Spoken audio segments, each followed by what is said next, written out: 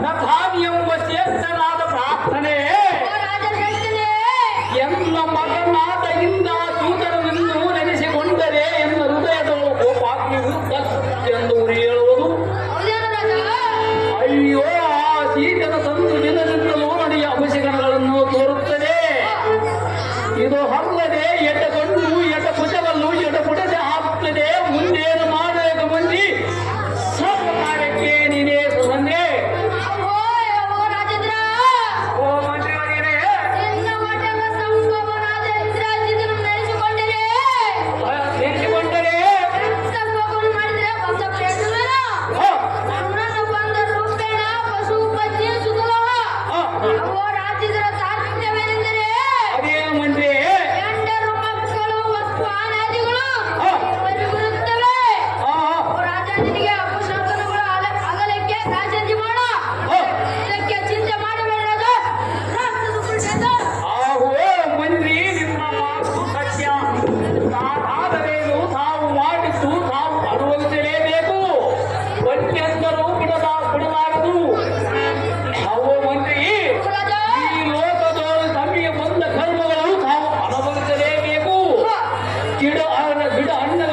ಗಿಡವೇನಾದರೆ ತಿನ್ನುತ್ತೇನೆ.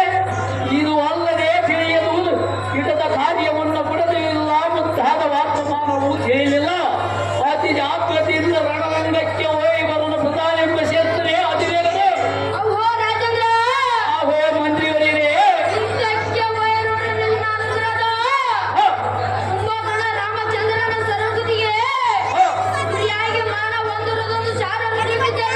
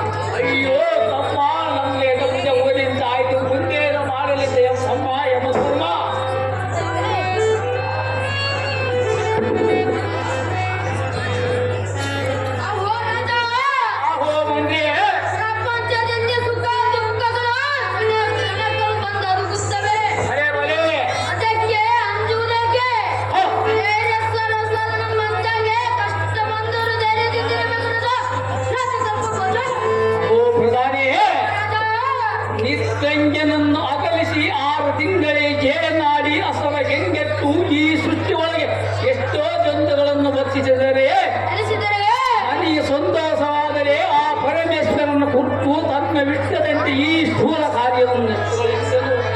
ನಮ್ಮ ಮೇಲೆ ಮನಸ್ಸು ಮುರಿದು ಮರಳಬಾರದೆಂದೇ ಪರಲೋಕವನ್ನು ಸೇರಿದನು.